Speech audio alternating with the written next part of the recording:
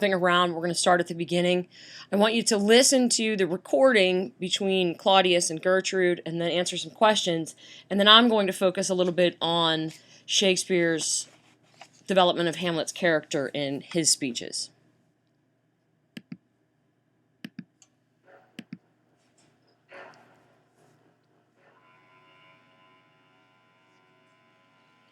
Welcome, dear Rosencrantz and Guildenstern. My lord. Moreover, that we much did long to see you, the need we have to use you did provoke our hasty sending. Something have you heard of Hamlet's transformation, so I call it, if nor the exterior nor the inward man resembles that it was? What it should be, more than his father's death, that thus hath put him so much on the understanding of himself, I cannot dream of. I entreat you both, that being of so young days brought up with him, and since so neighboured to his youth and humour, that you vouchsafe your rest here in our court some little time, so by your companies to draw him on to pleasures, and to gather so much as from occasion you may glean, whether aught to us unknown afflicts him thus, that opened lies within our remedy. Good gentlemen, ye have much talked of you, and sure I am two men that are not living, to whom he more adheres. If it will please you, to show us so much gentry and goodwill, as to expend your time with us a while, for the supply and profit of our hope, your visitation shall receive such thanks as fits a king's remembrance. Both. Okay, what I'd like you to do is to kind of go back and juxtapose this scene, this exchange with Act 2, Scene 1, when Polonius is talking to Reynaldo. What do they have in common? Some things you might want to consider are plot. Some things you might want to consider would be plot, motivation, character motivation, things like that. And you might want to pause because I'm going to move on to the other portions of the scene.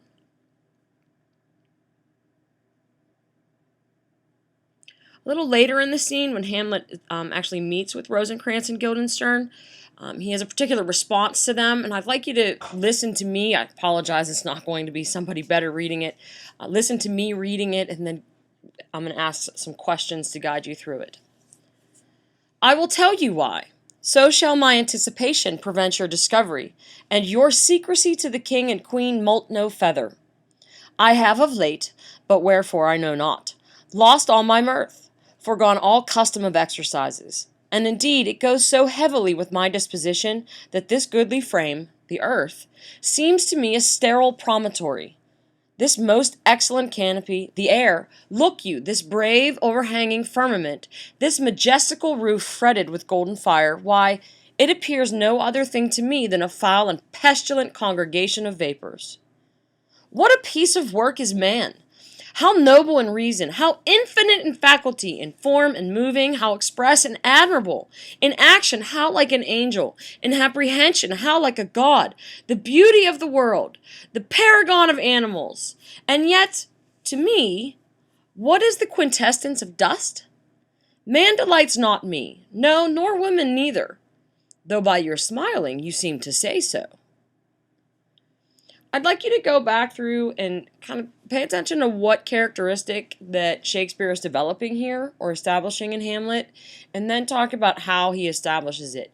Is there a new characteristic that we haven't seen thus far in the play, or is this something that he's building on from earlier in the play? You might want to pause before I move on to the next section.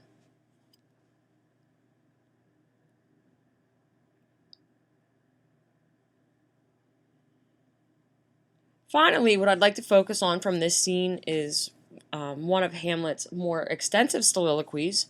You'll notice that I have things highlighted and I have some elements identified at the top of the screen in bold. If you want to pause now and kind of jot those down so you know what to be looking for, feel free to do that, or you can always come back later. This is after Hamlet has greeted the players who have come to perform in Denmark. So that greatly influences what's going on here. Aye, so, God be with ye. Now I am alone. Oh, what a rogue and peasant slave am I!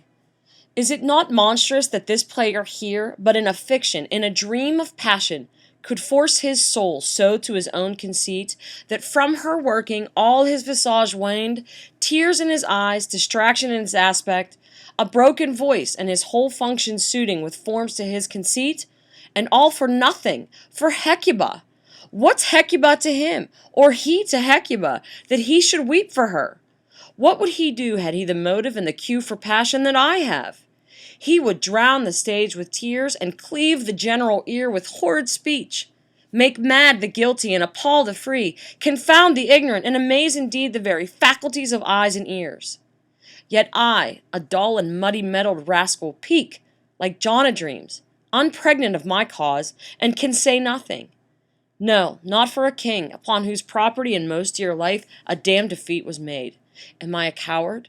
Who calls me villain, breaks my pate across, plucks off my beard and blows it in my face, tweaks me by the nose, gives me the lie in the throat as deep as to the lungs? Who does me this? Ha! Swoons, I should take it, for it cannot be, but I am pigeon-livered and lack gall to make oppression bitter. Or ere this I should have fatted all the region kites with this slave's fall. Bloody, bawdy villain! Remorseless, treacherous, lecherous, kindless villain! O vengeance! Why, what an ass am I! This is most brave, that I, the son of a dear father murdered, prompted to my revenge by heaven and hell, must, like a whore, unpack my heart with words, and fall a-cursing, like a very drab, a scullion. Fie upon it, foe, about my brain!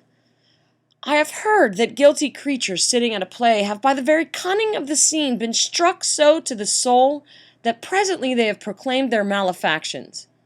For murder, though it have no tongue, will speak with most miraculous organ. I'll have these players play something like the murder of my father before mine uncle. I'll observe his looks, I'll tent him to the quick. If he but blench, I know my course. The spirit I have seen may be the devil, and the devil hath power to assume a pleasing shape. Yea, and perhaps out of my weakness and my melancholy, and he is very potent with such spirits, abuses me to damn me. I'll have grounds more relative than this. The play's the thing wherein I'll catch the conscience of the king.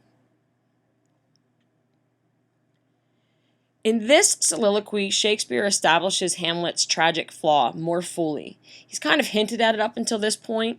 So what you might do is go back through and look for his soliloquies to see what he has established thus far. But what I would really like you to focus on in this soliloquy is what the tragic flaw is and what devices or literary elements Shakespeare uses to thoroughly explore it.